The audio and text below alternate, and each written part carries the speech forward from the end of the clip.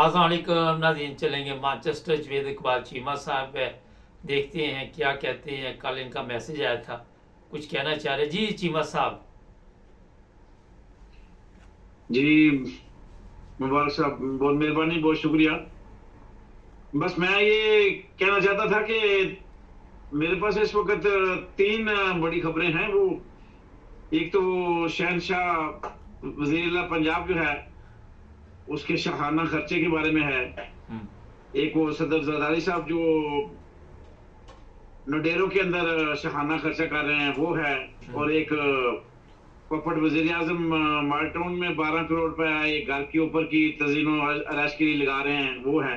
इसी पे बात करना चाहता था कि कितने अफसोस की बात है कि मुल्क तो कहते हैं कि गरीब है, हमारे पास कुछ पैसा नहीं है, जहर खाने को पैसा नहीं है, तनख्वाहें देने के लिए पैसे नहीं है जी, मांग के कर्जा लेके अपने किस्तें अदा कर रहे हैं। और दूसरी तरफ ये हो रहा है कि वज़ीर-ए-आला पंजाब ऐलान करती है कि इस इमारत को गिरा दो, ये ऑफिस को गिरा दो, इस बिल्डिंग को गिरा दो, नई बिल्डिंग तैयार करो, नया ऑफिस तैयार करो। मेरी समझ से बाहर है। अल्लाह जल्ले शान को पता नहीं किन लोगों के जो है ना वो हमारे कौन से गुनाह हैं कि इन लोगों को हमारे ऊपर बिठा दिया गया है। तो ये इस सूरत हाल में एक आदमी सोच में मजबूर है कि आखिर पाकिस्तान के साथ ये क्या हो रहा है। उधर सदर जरदारी साहब जो है ना वो नडेरों के अंदर एक जो है ना बिल्डिंग, एक अपने घर को वो उसके ऊपर करोड़ों रुपए लगवा रहे हैं कि फौरी तौर पे वो भी इस गंगा में जो है ना बहती गंगा में अपना नहा लें। वैसे तो रोजाना ही पैसे कमा रहे हैं, ये कोई नई बात तो नहीं है, वो तो आए पैसे कमाने। मगर ये जो हमारे तक अभी रिपोर्टें पहुंचती हैं आवाम तक, वो तो वो थोड़ी होती है ना, आटे में नमक के बराबर। जब ये चले जाते हैं तो फिर पलंदे खोलते हैं कि अरबों खरबों पर डे कमाया गया। तो इसी तरह मियां साहब भी पीछे कैसे पीछे रहते, उन्होंने भी ऐलान कर दिया है कि एक नॉन लीग के दफ्तर के ऊपर 12 करोड़ रुपया वहां भी लगाया जाएगा।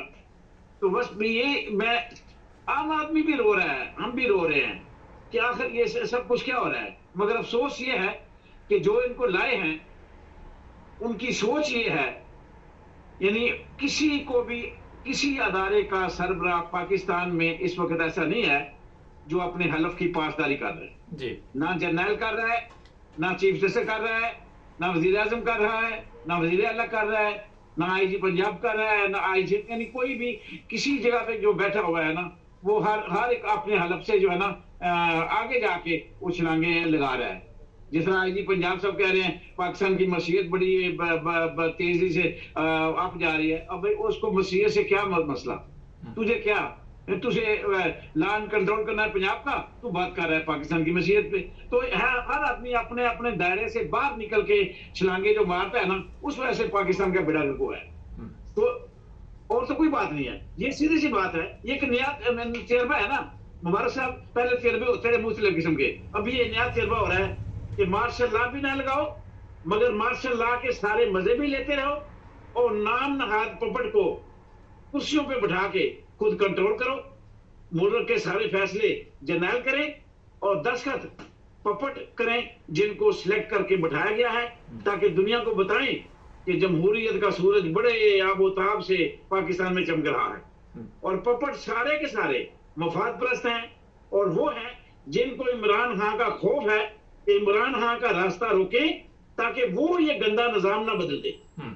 क्योंकि इस गंदे निजाम का फायदा उन करप्ट लोगों को है जो इस वक्त इकट्ठे हैं और 25 करोड़ आवाम को बेवकूफ बनाया जा रहा है। और ये निजाम उस वक्त तक चलेगा जब तक अवाम इनकलाब के लिए घरों से नहीं निकलेंगे। जिस दिन अवाम घरों से निकल के सड़कों पर आ गया उस दिन ये करप्ट निजाम की दीवार मसमार हो जाएगी। इस करप्ट निजाम ने गिरना है तो मुल्क ने चलना है, वरना इसी तरह रेंगता रहेगा। और रेंगने वाले कभी किसी दौड़ में शरीक नहीं होते मुबारक साहब, वो रेंगते रेंगते ही एक दिन इस दुनिया से रुखसत हो जाते हैं। पाकिस्तान का भी यही हाल होगा अगर इनकलाब ना आया तो। अच्छा चीमा साहब, 2-3 मुख्तलिफ सवालात हैं। पहला तो ये, वो तो कहते हैं बड़ा सही जा रहा है, बड़ी कारकर्दगी हो रही, बड़े मेडल शेडल दिए जा रहे हैं और कहीं पे वो जिस तरह जाती उमरा जो है उसे वजीर आजम हाउस का दर्जा दे दिया गया, नेहरू को सदर का वो महल का दर्जा दे दिया गया है। ये बताइए कि एक तरफ तो हमारे हालात ये है कि हमें कोई कर्जा नहीं दे रहा, दूसरी तरफ ये पिकनिक, क्यों नहीं कोई शर्म चीज भी होती है, कोई हया भी होती है, कोई चीज इनके पास से भी गुजरी हुई?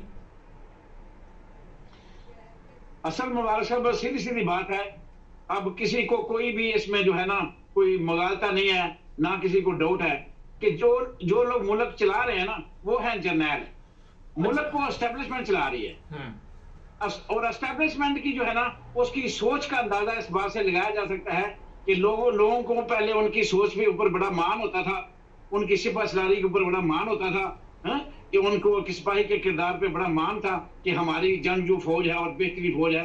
अब लोगों को पता चल गया है कि ये इतनी जर्नैल हमारे इतनी गंदी जरियत के लोग हैं, इतनी गंदी जरियत के लोग हैं कि वो जिन चीजों को सिलेक्ट करके लाए हैं उसी से अंदाजा लगा लें कि वो चाहते क्या है।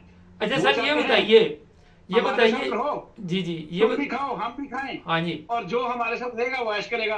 अच्छा ये बताएं वो 6 जज उनके क्या बनेगा, जो 6 जज गए हैं सुप्रीम कोर्ट में, उनका क्या बनेगा? मुबारक साहब ऐसे पहले पाकिस्तान की 75 साल तारीख में कुछ बना है? इसमें किसी का कुछ नहीं बनना, उल्टा नुकसान इन्होंने, और अब तो उन्होंने पपट छोड़ दिए हैं, जो लिफाफे स्वाफत उन्होंने छोड़ दिए हैं, जो उन्होंने अपने तरफ से बयान देने के लिए चंद टाउट छोड़ दिए हैं कि इनके साथ ये होगा इनके साथ वो होगा, तो उनकी जनीयत तो वाजे हो गई। जिन्होंने इनके साथ को बुरा सलूक करना है उनकी जनीयत तो वाजे होगी कि वो इनके साथ क्या करने वाले हैं।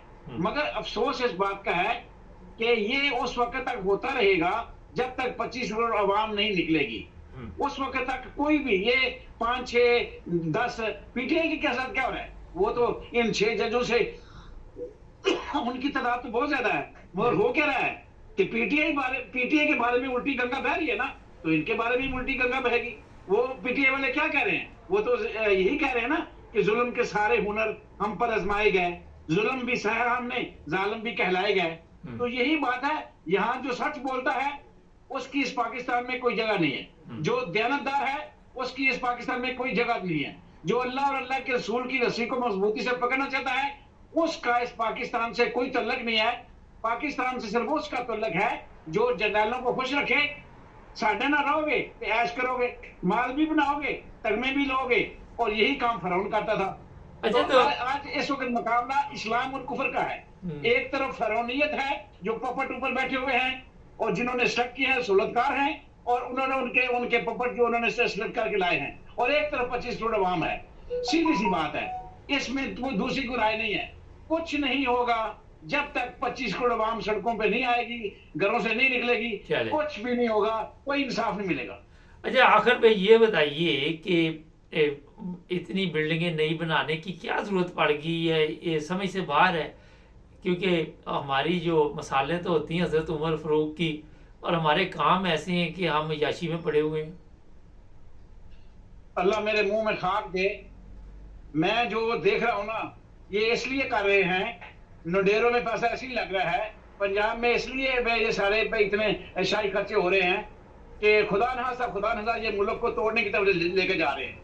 जिस तरह बयान दिए जाते हैं वजीरों से हैं, और डेंटोनिक पोर्ट से बयान दिए गए कि केपी को ये नहीं देंगे वो नहीं देंगे, तो ये मुल्क को अपनी सिंध की जगीर जरदारी जो है ना लेना चाहता है। अच्छा। पंजाब की जो है ना रियासत वो ये शरीफ खानदान लेना चाहता है। तो ये अपने मंसूबे पे अमल कर रहे हैं, ये मुल्क को तोड़ना चाहते हैं, अपनी फैलूनियत अपनी रियासत कायम करना चाहते हैं, और इसलिए ये सारे पैसे अपने घरों पे अपने शाहाना सड़कों पे लगा रहे हैं। अल्लाह करे इनके मंसूबे खाक में मिल जाएं, मगर इनके मंसूबे यही हैं कि मुल्क को टुकड़े टुकड़े करना है, और इसीलिए इनकी नफरत के वालों से, पठानों से, उन्होंने इनको वोट नहीं दिए, इनकी नफरत उनसे हो गई है। पंजाब में गो के इनको वोट नहीं दिए, मगर ये पंजाब को समझ गए हैं कि पंजाबी को दौस और दंतली से और जबरदस्ती से इसको कंट्रोल किया जा सकता है, तो वो पंजाबी को कंट्रोल कर रहे हैं। यही सारा मंजरनामा है। अल्लाह करे ऐसा ना हो, मगर हो ये रहा है। मेरे जो पपट की जो सोच है ना,